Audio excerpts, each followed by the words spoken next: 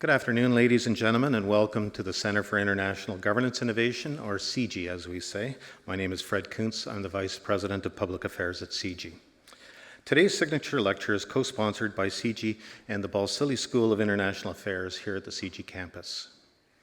Besides the audience here today, we also have a global audience watching on the live webcast. Following today's address, we welcome questions from the audience, either at the microphones here at CIGI, or if you're watching online, you can ask questions through the live chat function on your screen, and we'll transmit those questions to our speaker. I'd like to thank CIGI's public events sponsors, 570 News and Wordsworth Books.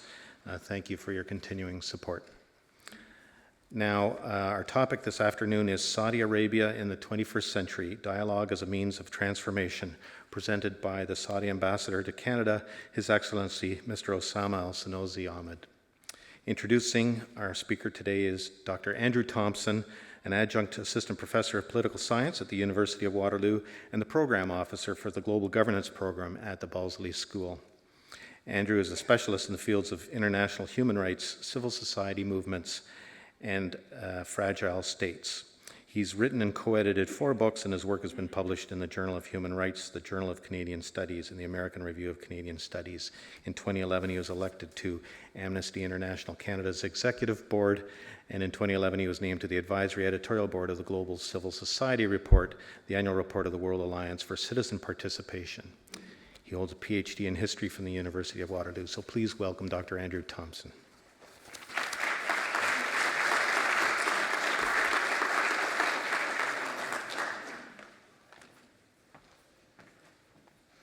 Thank you very much, Fred. It is a great honor to introduce our keynote speaker. Saudi Arabia is a tremendously important country in the world, one that's probably not well understood, at least in this part of the world. It has a tremendously important role to play in the stability of the global economy, as well in global security, and especially regional security in the Middle East. It is a country that lives in a very volatile neighborhood.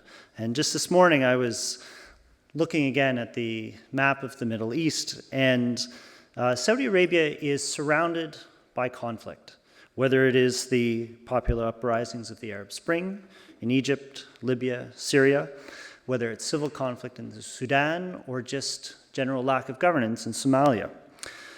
It shares a northern border with Iraq, which, as we all know, has had a very turbulent last couple of years and is potentially on the verge of a civil war. It also finds itself in the middle of a conflict, an emerging conflict between Israel and Iran. And that speculation is that if there were a military confrontation, the Iranians may respond by attacking the oil fields in Saudi Arabia. And the costs of a conflict between the two countries could have dramatic effects for Saudi Arabia, as well as for the rest of the world. So we need to take Saudi Arabia very seriously. We need to take its role in the global economy seriously, and we need to take its security concerns very, very seriously. So without further ado, I would like to introduce His Excellency Mr. Osamah Sanosi Ahmad, who has been serving as Saudi Arabia's ambassador to Canada since November of 2009. He's a very distinguished diplomat, and he has served as Saudi Arabia's ambassador in Poland from 2001 to 2005, and then in Iran from 2005 to 2009, which must have been an incredible posting. After earning a degree in political science from King Saud University, he joined the Ministry of Foreign Affairs in 1979. He also holds a Master's of Arts in Management from the University of Redlands.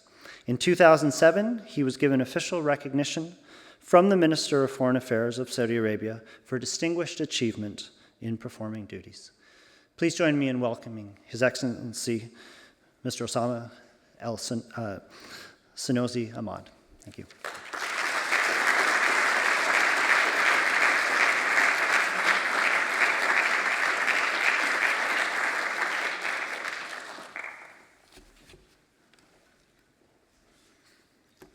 Thank you for that warm welcome.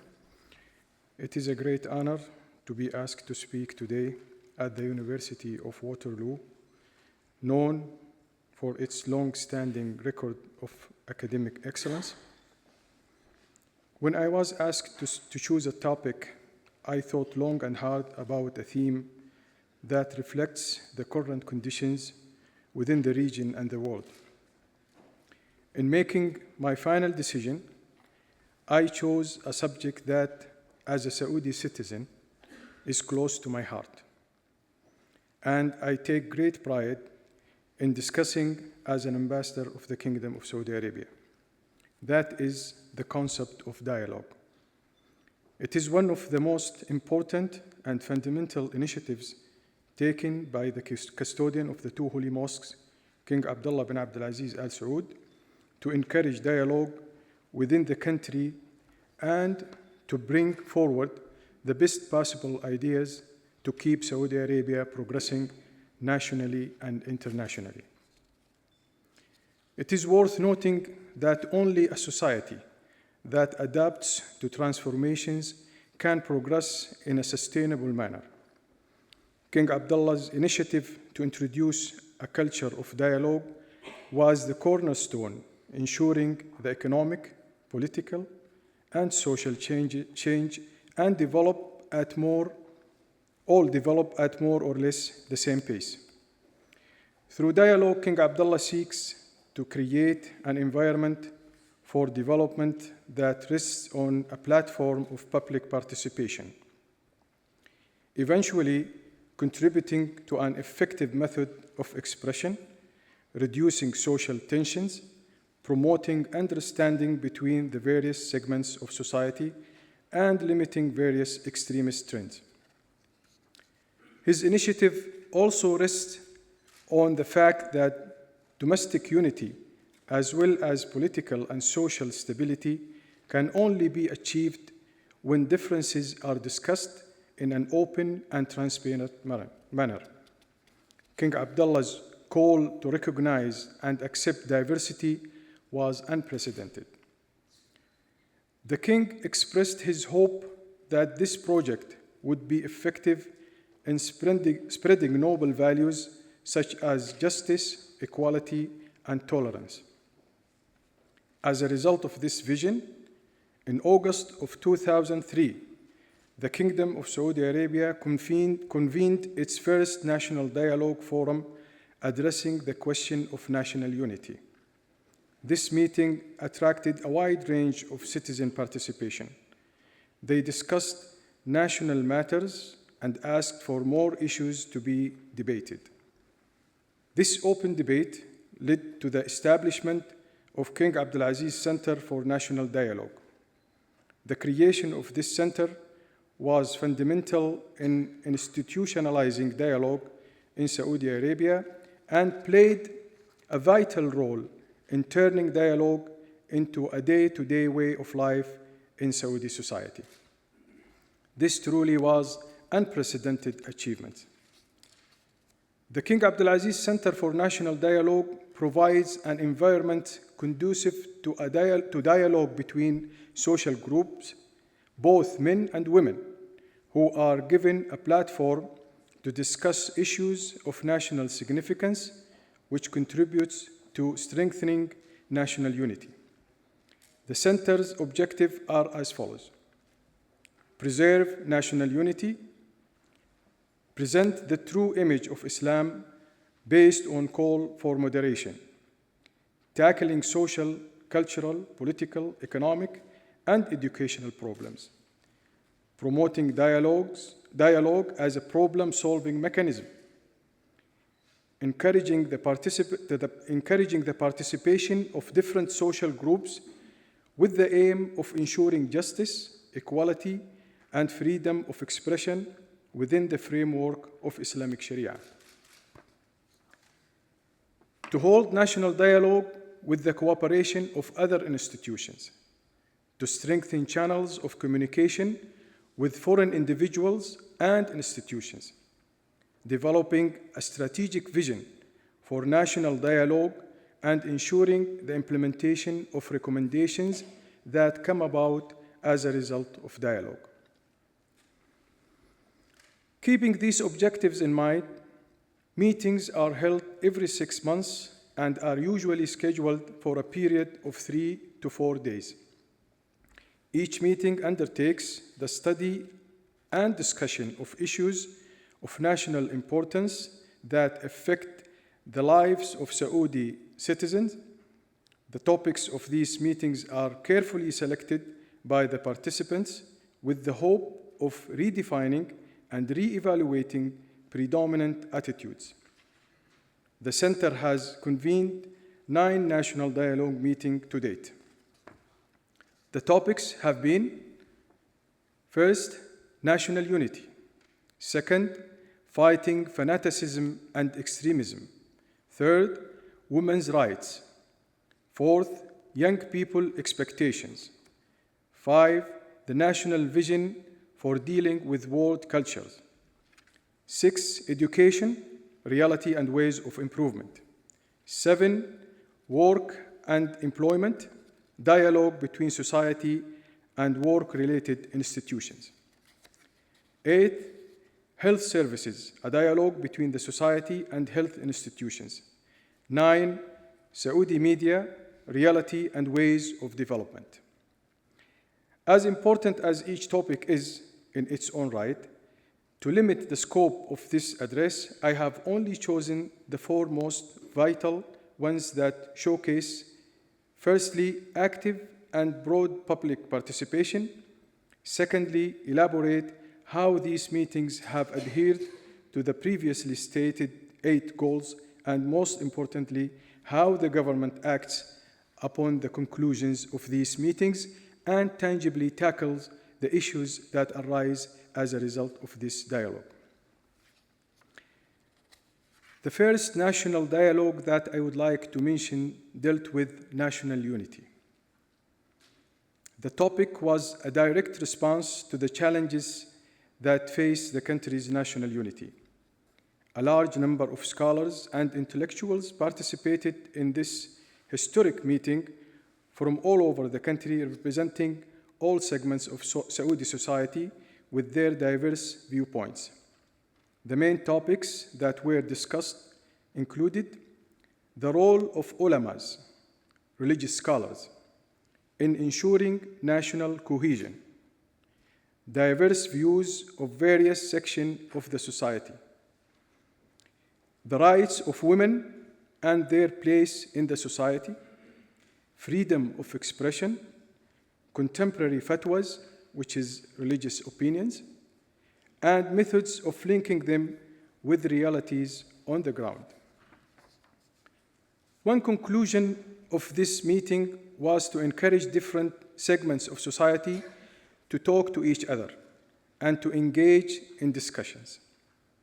This would lead to more positive interaction between them and eventually create an environment of dialogue within the society. The meeting also called for a greater involvement and communication with the young generation by teaching them about the importance of the culture of dialogue. The meeting called for the establishment of a special center to supervise the activities and services given to the youth of Saudi Arabia. The participants said that national occasions, and in particular the National Day, should be observed in such a way so as to acquaint young people with the significant role these occasions play in the life of the nation. On such occasions, special cultural programs must be prepared by public and private educational institutions all over the country. The recommendations of participants were translated into practice. To give you an example, the Saudi National Day has become a statutory holiday dedicated to honoring Saudi heritage, connecting Saudis to their culture, and hosting cultural events organized by different groups, showcasing cultural dances and regional art. The second national dialogue topic that I would like to mention deals with fighting extremism. As victims of terrorism ourselves, The issue of extremism is a crucial one for Saudi Arabia. A large number of religious scholars and specialists in various fields, including psychologists, sociologists, educators, economists, businessmen, and media, took part in this meeting. Open and transparent engagement on this topic highlighted Saudi society rejection of fatwas or religious opinions issued by unauthorized groups. The participants called for the evaluation of the phenomena of extremism in the Saudi society and to speed up the process of political reforms in the country with the aim of widening popular participation in the affairs of the nation. The participants recommended that the country's educational system must be overhauled under the supervision of experts in the field and called for increasing the role of women in the society in all fields. As such, King Abdullah issued a royal decree in 2010 declaring that only members of the Council of Senior Ulama and other government-approved individuals could issue fatwas, which is religious opinion. This religious opinion is reached through consensus of recognized and authorized religious scholars. It is worth highlighting that the objective of fatwa by consensus is intended to promote a sense of national unity and citizen involvement in society. Without a doubt, our government has implemented and enforced some of the toughest anti-terrorism measures in the world. Additionally, we have implemented regulations that make it difficult for extremists to raise funds for such activities. We work very closely with governments around the world, including Canada and the United States, to ensure that extremists are unable to carry out their illegal activities. It may surprise you to learn that Saudi Arabia was the first government to call for an international conference on anti-terrorism held in Riyadh in February 2005, as well as the establishment of an international center for terrorism. This proposal was approved by the United Nations General Assembly in October 2011. The United Nations Counter-Terrorism Center's headquarters was established in New York, and the Kingdom of Saudi Arabia funds all its activities.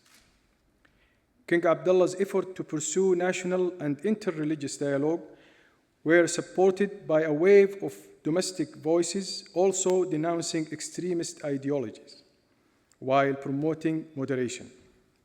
Saudi citizens have become more aware and willing to work with the government in reporting suspicious activities or someone's potential involvement with extremist organizations.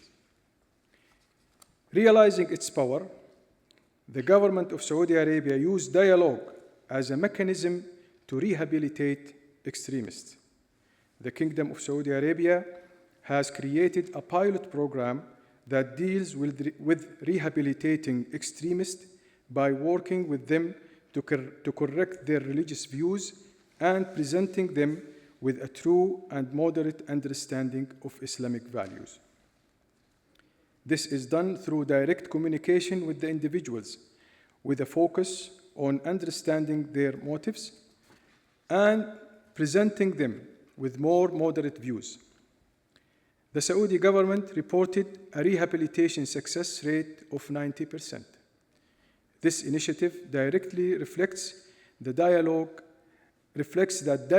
is a powerful and effective tool in reshaping the most radical ideologies. The third dialogue meeting that I would like to talk about, as it is of tremendous importance, is women's rights in Saudi society. This meeting discussed mechanisms that would allow women to express their views freely and take part in discussions of public affairs within the framework of Islamic teachings and in line with ongoing social and economic changes, emphasizing that women have the right to work and earn a living. Participants at this meeting included a large number of religious scholars and specialists in various fields, including psychologists, sociologists, educators, economists, businessmen, and the media. Overall, there were 35 men and 35 women. They stressed the importance of establishing a specialized organization which provides socioeconomic assistance to women, families, and children in coordination with other government agencies and private organizations. These meetings highlight the Saudi society readiness to change by engaging in conversation that stress women's equal rights in Saudi society. King Abdullah, as the driver of change in Saudi Arabia, continues to push for progressive women's reform. Under his leadership, women will now be able to vote and participate in elections as well as sit on the Shura Council for the first time. Saudi women are prominent business people, scientists, and political actors. For example, Dr. Noura Al-Faiz is the Vice Minister of Education for Women's Affairs. Dr. Salwa Al-Hazza, an ophthalmologist, is one of the first Saudi women to achieve international success academically and professionally. Her name appeared amongst the Marquis list of who's who for most prominent people in the world in 1997. The Biographical Center in Cambridge, Britain, also named her the International Woman of the Year in 1997. Lubna Al-Ulayyan, a prominent Saudi businesswoman, is listed by Forbes magazine as being among the 100 most powerful women in the world. And Dr. Hayat Sindi is a researcher at Harvard University who was ranked among the top 15 scientists in the world according to the American Organization of PopTech. Also, I take great pride in mentioning that most recently, NASA announced that it has appointed a Saudi woman, Dr. Majda Abu Ras, as a member of its Gulf Regional Research Team on Environmental Initiatives. Dr. Abu Ras holds a doctorate in environmental studies and biotechnology, and is the first woman selected to be an environmental ambassador. The list of accomplished Saudi women is long, but given the time constraint, I have only selected these few as leading example of Saudi female role models. As you can see, empowering Saudi women continues to be a fundamental priority for King Abdullah through opening up all fields of education and giving women equal opportunities. The King's most notable achievements in this area included the establishment of the Princess Noura bint Abdurrahman University for Women, being the largest women's university in the world. It's equipped with the latest technologies and world-class teaching staff. Another example is the establishment of King Abdullah University for Science and Technology, open to both women and men. The opportunities given to Saudi women under King Abdullah's leadership have guaranteed them fundamental political and social roles in Saudi society. The Saudi government has repeatedly made its position in favor of empowering women very clear. Perhaps most importantly, the Council of Ministers passed a decree to provide formal procedure for regulating female employment in the government and private sectors. This includes establishing permanent High Commission for Women's Affairs and calling for official actions to promote female employment and help women achieve equal rights and opportunities. The fourth dialogue topic that I would like to consider here is education, reality and ways of improvement.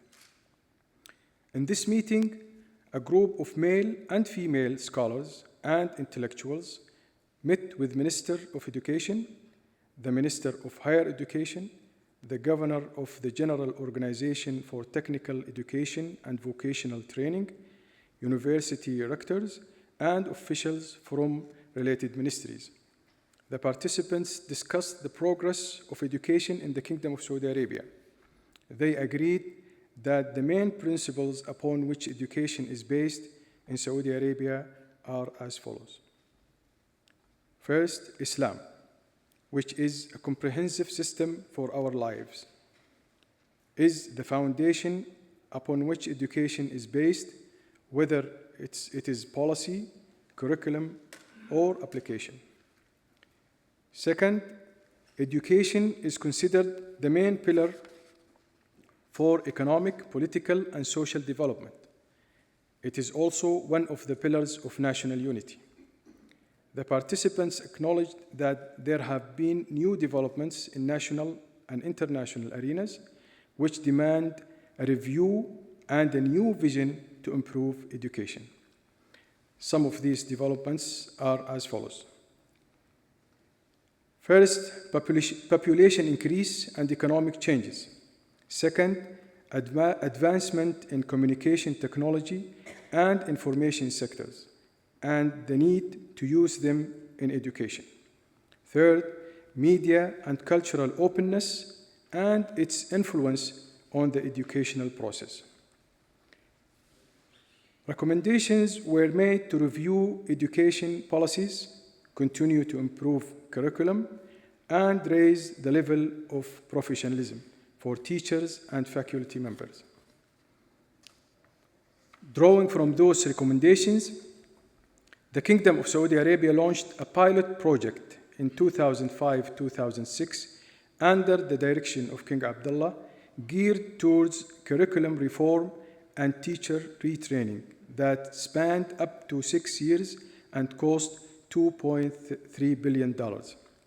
The program was designed to promote religious tolerance and balance and lay the foundation of a modern state.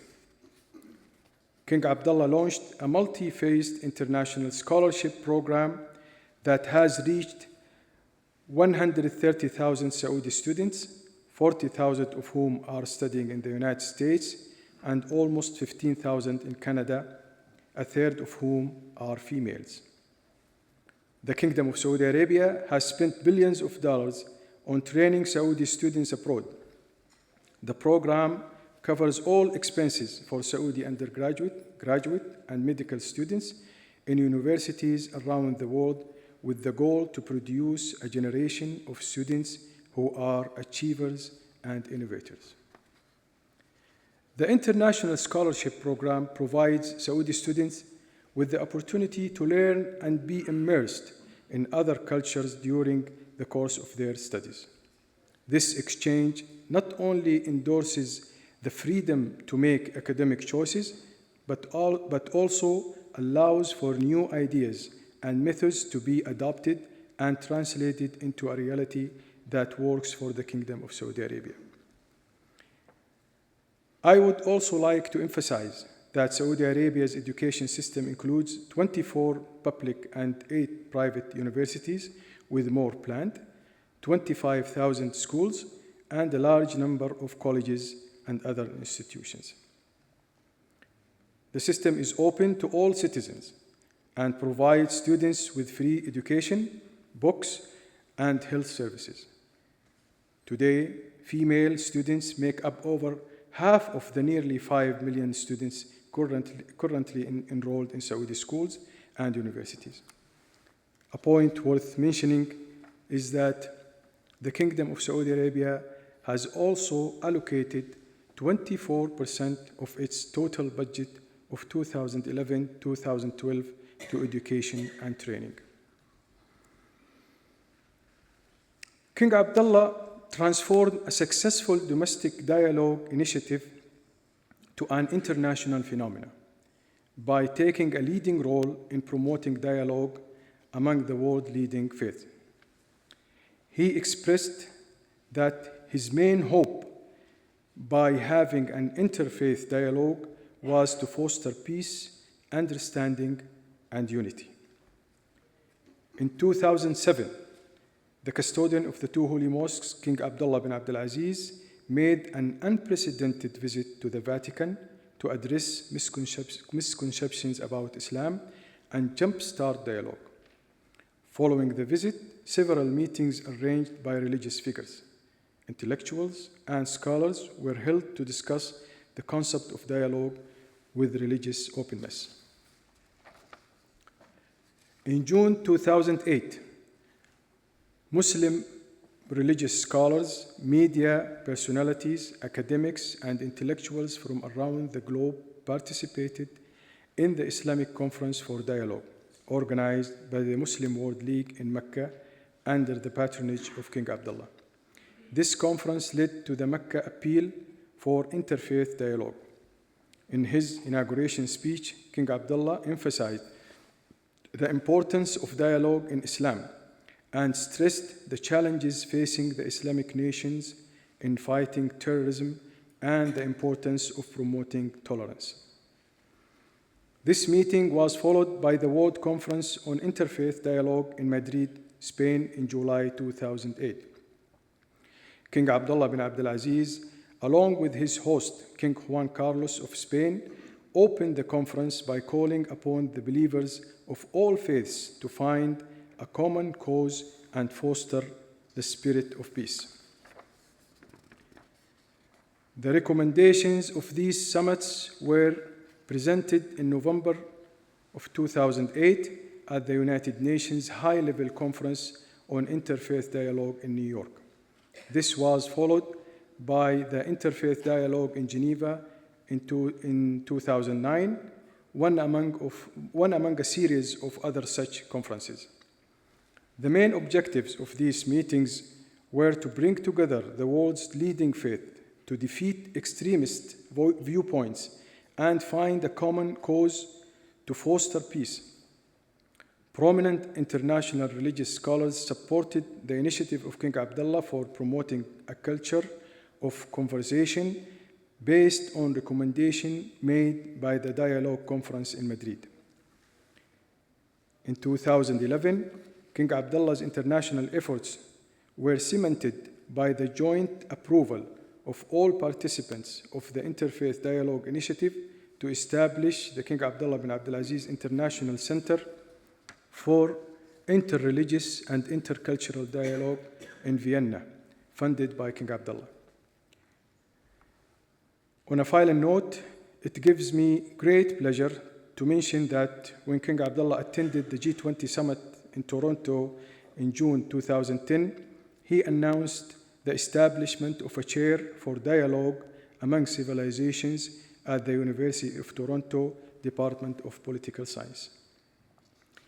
The main purpose for establishing the chair is to foster inter-civilizational dialogue and international understanding, and also to work on spreading the culture of dialogue among followers of religions and cultures, including organizing an annual international conference under the patronage of the King. The budget of $5.33 million has been allocated over 5 years for funding the chair's research projects, scholarships, conferences, and seminars. Saudi Arabia remains a very traditional and religious society, and change has to be cohesive with Islamic Sharia law, heritage of the Arab people, and the requirements of our time. But we have also achieved a lot in a very short time. Saudi Arabia is a relatively new country, having been founded roughly 90 years ago by the late King Abdulaziz Al Saud. Comparatively, Canada will celebrate 145 years as a nation this year. Saudi Arabia continues to face serious challenges as it strives to make an international mark in the 21st century. Change takes time, and we are well on our way. Saudi Arabia has acknowledged the challenges and has adopted long-term strategies that foster social change. The fact that the Kingdom of Saudi Arabia has been a place of progress and stability at a time where many regions in the Middle East are experiencing great political turmoil and economic unrest is a testament that Saudi Arabia is transforming into a progressive, modern, and inclusive state. The citizens' inclusion is accomplished through continuous work to call for national unity, accept the other, foster open and transparent understanding, and to continue the dialogue. Finally, I would like to thank the President of the University of Waterloo, the Director of Balsili School of International Affairs, and the Senior Advisor to the President for inviting me to participate at the Ambassador Series of talks. I'm grateful for their warm welcome and hospitality. I'm also looking forward to working with the university to strengthen our academic relations and increasing future cooperation. Thank you very much.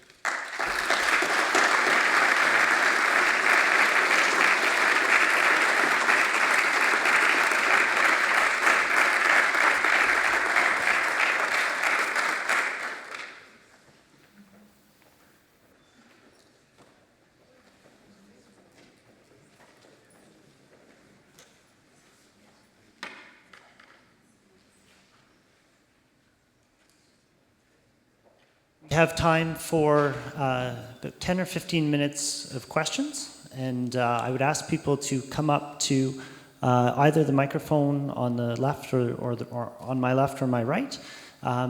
Please introduce yourself when you ask your question, and I imagine there will be several questions, so please keep your question quite brief.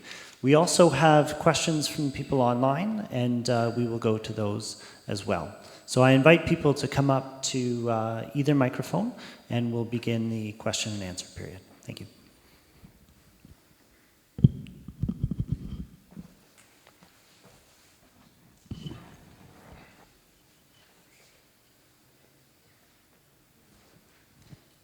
Maybe no question?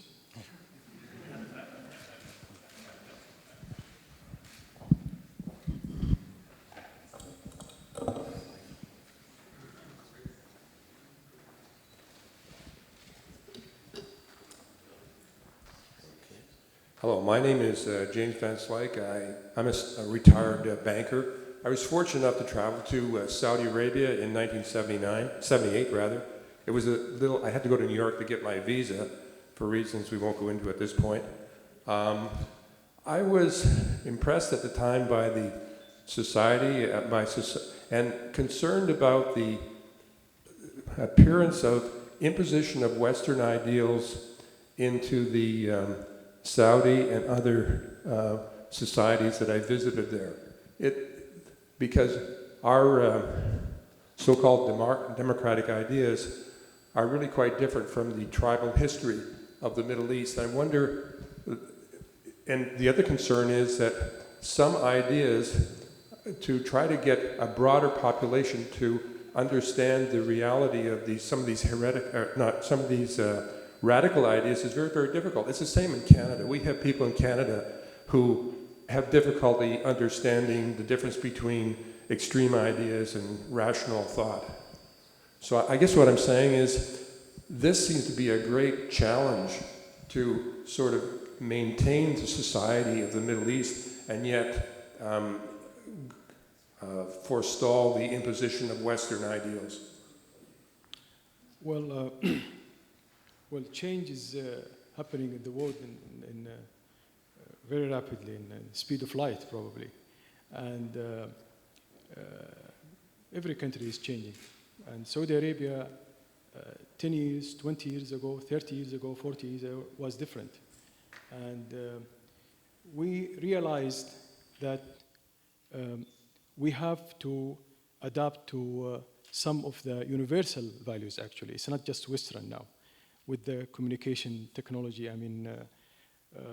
advancement, now the whole world is a small village, actually. And when you talk about democracy, if you mean Jeffersonian democracy, I can tell you with assurance that we have no problem in Saudi Arabia with the principles of democracy. if you talk about justice, equal rights, equal opportunities, political participations, yes, we have no problem with that. We do have our limitations when it comes to religion and cultural aspects. We should respect it, you should respect it. And we go about it gradually, and we go about it through evolution, not revolution. And Saudi society, I can describe it as a family, actually. We are a family. We all joined with the same culture, the same way of thinking. Of course, we have differences, but we are developed. And our people, when they go out, they interact with other cultures. People in Saudi Arabia, we have more than 6 million foreigners working in Saudi Arabia. This is all interactions. We cannot escape that. But we have the courage to admit that we have some misgivings, and we need to change, we need to improve. We consider ourselves part of this international community.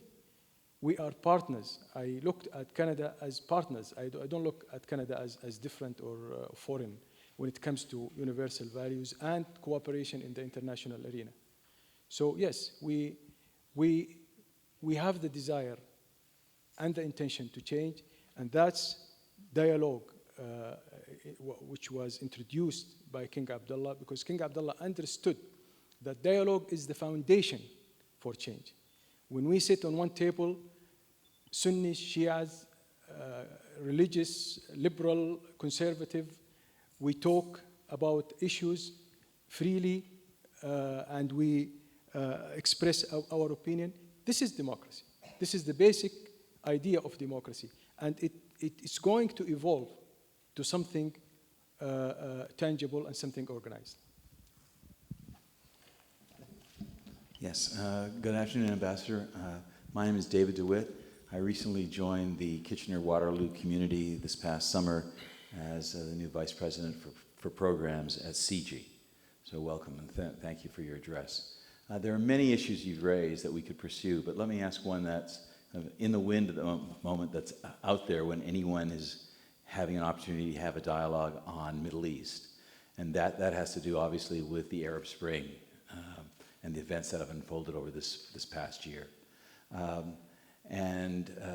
guess the direct question would be the extent to which so much of what has been happening and what we have been following from afar in the Arab Spring, to what extent is that having repercussions within Saudi society and the opportunities for Saudi civil society to be more widely recognized, ability to express itself, the role of the Saudi government in terms of harnessing the dynamics and the energy that's being released through out the Arab world in different ways. And one could imagine, for example, right now, I would also be interested in how this has affected Saudi views on the situation in Syria. It's a complex intra-Arab conflict, and there is a question about where is Saudi leadership, just as where is Egyptian leadership on the turmoil that right now is capturing the Arab world. Well, if you mean that about the Arab Spring effect on us, we are part of the region, and there is no question that we are following everything, and if there is any effect, it will be according to our interpretation and our need. I can assure you for one thing that we are not scared or afraid of change, because as I said, King Abdullah started reform long time ago. It's not a new thing for us. He anticipated what's happening now. That's one thing. The other thing is that in Saudi Arabia, maybe it's a unique case. Everywhere, people demand change. In Saudi Arabia, people resist change. Actually, a leader, a courageous leader like King Abdullah, he led the change. He's asking for change, and people are resisting. So we don't have a problem. I mean, if the people in countries that you mentioned, they want to change, they have their reasons for that. We don't have that reason. To the contrary, we want people to change. That's why we are sending our students here. They want them to interact with the Canadian values and bring them to Saudi Arabia. And also, is the most important thing that because people, they know their leaders. They know their rulers, if they are honest or not, if they are developing, using the wealth of the country in their services or not. People can tell. All our budget is going, more than 80% of the budget is going on the people, salaries, and other benefits. People has no reason to revolt. And they know that the government is honest. And the government is leading change. For Syria, I think everybody is criticizing Saudi Arabia, that Saudi Arabia is in the driver's seat when it comes to Syria. And they said, why you are so strong on the Syrian issue? And the reality is that we have been silenced for more than 1 year. And people are being killed and slaughtered. Syria became a slaughterhouse. And we couldn't keep silent after that. So we are calling the international community to interfere, to stop this madness, killing of people. When we saw something immoral is happening in Syria, we couldn't keep silence. Yes, my name is Jack Redmond. Thank you, Your Excellency, for the refreshing update of the last decade. Could you compare your last decade of rejuvenation to the previous one that is continuing now in terms of rejuvenation in China? China has had 40 decades now of rejuvenation.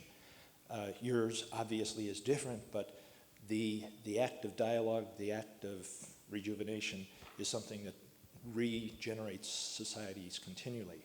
How do you see yours, not in competition, but just the rejuvenation process? Don't be deceived by my look. I'm still young. I mean, you think that I'm that old too? Whatever you can enlighten us on, please. Well, all what I can say is China is a role model for any nation to really progress, particularly when it comes to social and economic reasons. And I'm sure all of us are impressed with what's going on there. And we in Saudi Arabia tend to look at countries like Japan, like China, like Korea. When I don't want to mention Iran, but I always, when I was there, I always mention to them, to my friends there and brothers in Iran, the examples of Korea and Japan, and how if you really employ all your resources and direct it to peaceful and human resources, you can achieve a lot and you can become great. And greatness is not just by acquiring a weapon, it's by science, and you invest in human resources. So yes, we in Saudi Arabia consider these countries, including Canada, as a role model for us. And we want to follow their footsteps when it comes to development and technology and science and education. I think we have time for 2 final questions. We'll go to the floor and then one from the web.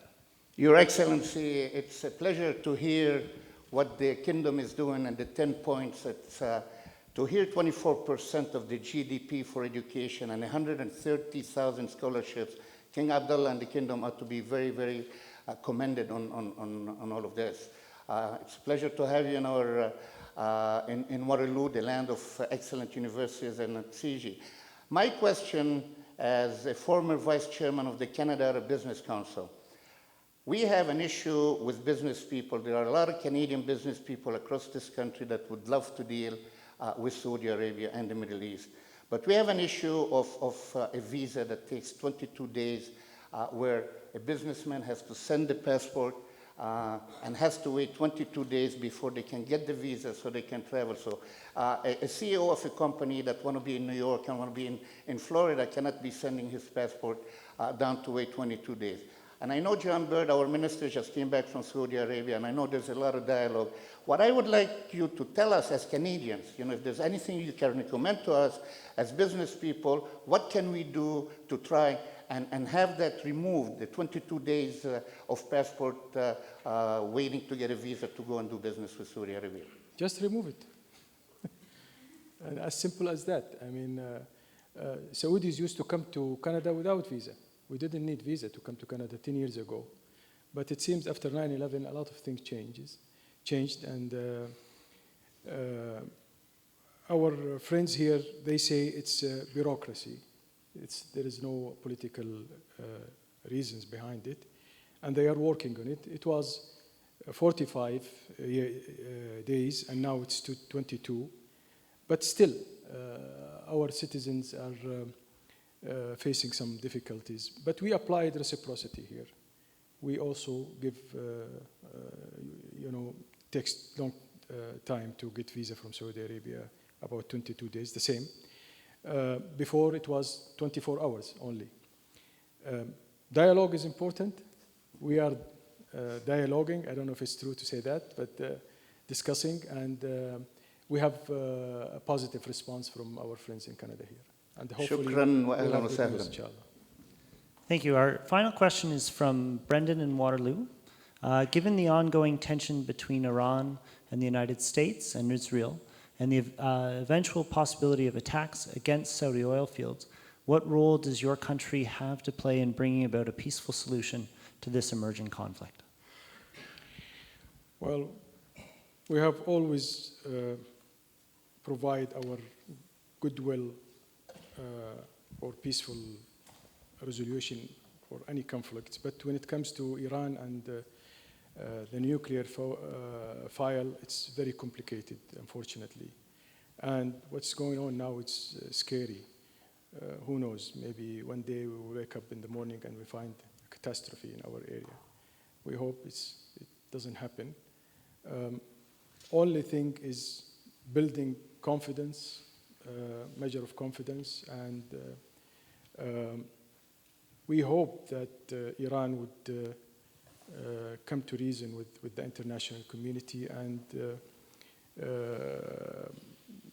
cooperate with the international community in this issue. But frankly, it's very complicated and it's very difficult to comment on.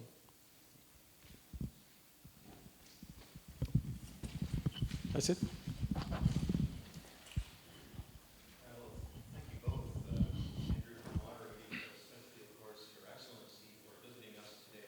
And for your, thank you, Your Excellency, for your insights into the challenges and opportunities that Saudi Arabia is facing in the 21st century, and for explaining how your country plans to meet those challenges, your public participation, dialogue, and action on all of the areas that you mentioned, including the advancement of women's rights and education. And we have no doubt that as you succeed in leading these transformations, that your role in global affairs will also become increasingly important, including through your efforts to promote interfaith dialogue, tolerance, and the promotion of peace. So thank you for transforming our understanding of Saudi Arabia today. And we hope you enjoy the rest of your time in Waterloo, and you're welcome back anytime. Thank you. Beautiful city. Thank you very much.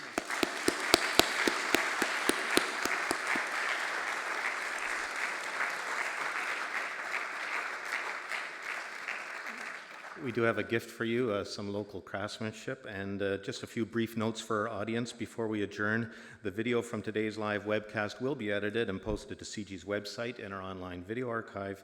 And I'd also like to say thanks to the Balsley School of International Affairs for their support in making this signature lecture a success, as well as our sponsors, 570 News and Wordsworth Books. For our next event, we'll meet again in the CIGI Auditorium on April 11th for an event entitled Iran and the West, a dialogue of ambassadors. And this event will feature James Blight, CIGI Chair in Foreign Policy Development and Bosley School Professor, in discussion with former U.S. Ambassador Thomas Pickering and former Iranian Ambassador Hussein Mousavian. They'll be discussing how to bring Iran in from the cold of its international isolation. So stay tuned to our events calendar at the CIGI website, and be sure to register for our events newsletter. Thank you for coming, and have a very nice weekend.